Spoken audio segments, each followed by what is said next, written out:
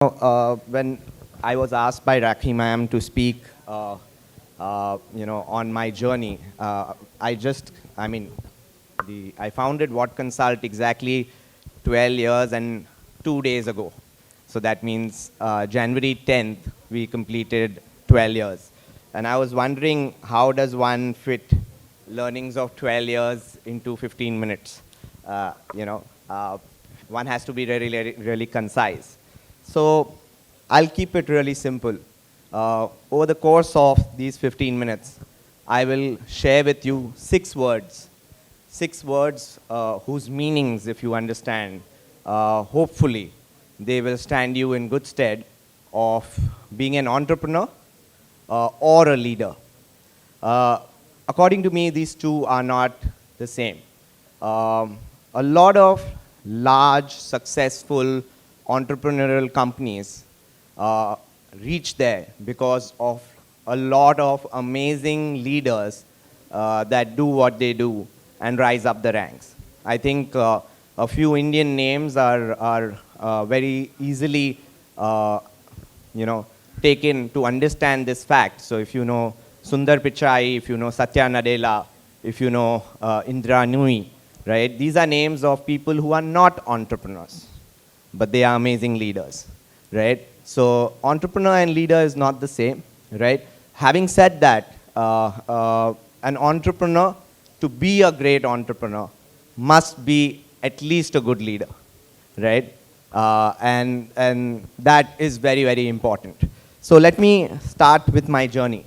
You know, uh, I started What Consult 12 years back, and I passed out from Jehin College in 2005. So that means I started a company, a private limited company, at the age of 22, right? Almost 22, 21 turning to 22. And that, according to me, was one of the reasons why I was successful. Not because I was brilliant at 21 or 22, not because I had it in me at that time. In fact, I'd be the first one to say I was an ignorant, arrogant, overconfident, yet very passionate kid who passed out Jehin College thinking that he could conquer the world. I was, I was head of the marketing event Talash in Jehin College, and I really thought I knew marketing like the back of my hand. I had immense amount of confidence, almost bordering into overconfidence. The reason for that is a word, and I'm going to give you 3T's. This is the first T, the word that starts with T. So it's easy to remember, 3T's. The first is timing. And these 3T's are all related to entrepreneurship, not leadership, entrepreneurship, how to be an entrepreneur, right? People totally underestimate the value of timing of becoming an entrepreneur. In my case, it was very, very profound. I was 21, 22, and I was born and brought up in South Bombay. My father was not rich. While I was born and brought up in South Bombay, my father spent 38 years in Reserve Bank of India. So he was a service class person. But honestly, I had education, food, clothing, shelter. And in my view, if you have these four, then that is much, much more than enough to be an entrepreneur in terms of your ability to go ahead and build something, right? Entrepreneurship is a marathon.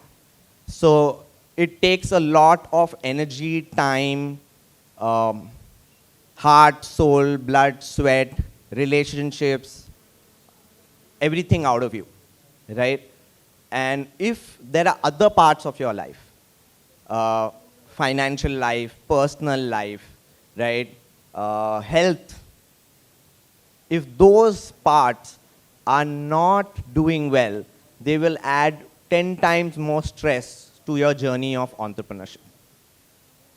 That's not to say that people have not achieved having problems in these parts. They have. They have achieved. But it takes a toll. And at the end of the day, as a human being, remember, the more burden you take, after a point, your back will break, right? So timing is very important. When you take up entrepreneurship is very important. So if you are someone who has for the next 5-6 years your food, clothing, shelter taken care of, and you have a good education, and when I say good education, you need not be very highly educated, while Jai Hind is a great prestigious college, I have just done BMS, and in the overall world, MBA was the norm when I was passing out. And I hope it still is, or whatever. But I think even if you did 12th, I would think as long as your education values, what you have learned, and you have an attitude of a student, that should be good enough. Because if you continue with the attitude of learning, that should stand you in good stead. So education, food, clothing, shelter, and you have for the next 5 years, if you have this, then you can become an entrepreneur. Same way, even if you are married or you start becoming an entrepreneur after 10 years of working, do it at a time where you have comforts, because you will need those comforts. You will need to dip into them. In fact, you will go from the comfort zone to a discomfort zone in entrepreneurship. That is a sure shot. Very few entrepreneurs ever only see success from day one, right? So you need to have buffers so that you can weather the storms of entrepreneurship, and hopefully while you're at the rock bottom, you still have that 2% energy left to rise up from there and then be successful. Trust me, 9 out of 10 times, that's the journey of entrepreneurship. So that was the first T, right? The second T is, in order to be an entrepreneur, yes, there are solo entrepreneurs, there are businesses where only one person works. But scale brings success, not just for one person, but for several people. And in order to have scale, you need people. In order to have people, you need to trust. So my second T is trust, right? One quick anecdotal example. When I was starting off in one of the first few offices that we had, we had this person who had just joined our company. It's his first day. And me and 2 others had to go for a meeting, and 2 people were not there. So in the office, there was 1 person left. It was his first day, and we had 5 brands to take care of for that one day. I spoke to him. I told him, I trust you. I know you can handle this. And he was very nervous. You can imagine, young guy, first job, first day. That guy did not only take care of all those responsibilities, right? He is now one of the oldest employees in my company, 9 years running. Because I trusted him on the first day. He still tells me that story back, right? I did it a little bit more out of no option, right? But I did not tell him, don't do this wrong, don't do that. What I told him is, don't worry, I know you can do it. It's very different. Trust. It was pure trust. It wasn't doubt. There was no doubt in what I told him. So trust, your ability to trust people and to get them to trust you, is the second T of entrepreneurship. People working for you like to be trusted, and they want to trust you, so that with that relationship, you can create something bigger than what you are trying to achieve. Yeah? The third T, and I'll come to this. When I started in 2007, I had no idea what I was getting into. And as I told you, entrepreneurship is a journey that has its ups and downs. So in 2008, What Consult went through a terrible time. From 2007 to 2008, the Lehman Brothers crash, we grew for 15 people. Suddenly, 3 months, business came to a standstill. And due to my absolute lack of understanding of financial processes, we went into trouble, and I had to lay off everyone, 15 people at one time. The only company that was left was just me in 2008, right? That was a time I could have let go, gone to a job. I was still just 23. But I put in 3 months of effort further, and in 2009, I started again. And since then, we've not looked back. Now we are 375 people, right? The word, thank you. The word is tenacity. If you see its definition, it says the determination to continue in spite of adversity, right? Tenacity, right?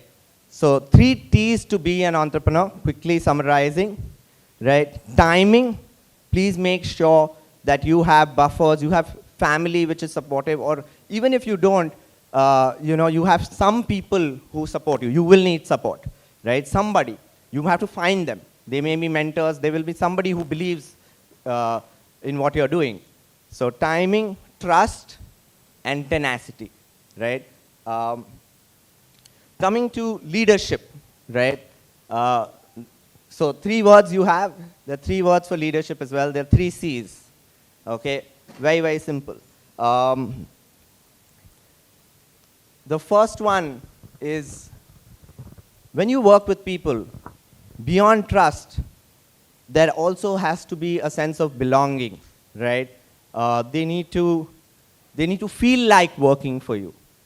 And I'll give you an example. In the early days, again, in 2010-11, we were having a large campaign. And and we were still not too many people, right? We were about 20, 30 people.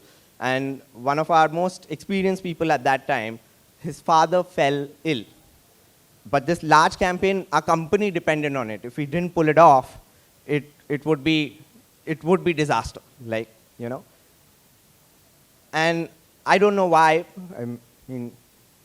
I didn't think for a moment. I told him, you go, we'll take care of it.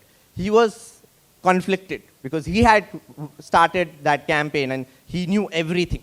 And he had to suddenly rush, right, without giving a proper handover or anything. I didn't think for a moment. I told him, you go. Unfortunately, his father passed away, and he was not there for the next 20 days of the campaign duration. I never called him in the sense to disturb him to know about the campaign. We managed somehow, right? This is compassion. The first C is compassion. As a leader, your first value that you need to have, not an entrepreneur, as a leader, is compassion. Even as an entrepreneur, but you may not be an entrepreneur, but if you want to be a leader in life, in the work that you do, maybe for whatever company, you must have compassion, right? You must be able to feel someone else's pain, someone else's problems, and be compassionate towards them. Put yourself in their shoes. Move above what is in your benefit and look at the other person's benefit. If you put them first, they will put you first eventually, right? The second C in this, as you be a leader, people look up to you. And people, when they look up to you, they will only respect you if you can help them solve their problems, roadblocks, or challenges, right? And over the course of the last 12 years, one of the most stressful things and one of the most satisfying things I've done is when I used to sit in my cabin across all my offices, people would suddenly come in and ask me a question and expect an instant answer as the leader of the organization, right? And I had to answer them, right? And the answer had to be simple, not jargon, not bypassing what question it is. I had to answer them.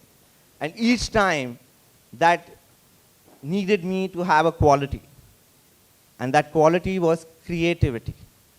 Creativity is a simple solution to complex problems. That's what creativity is, very simply put for me, my interpretation, right?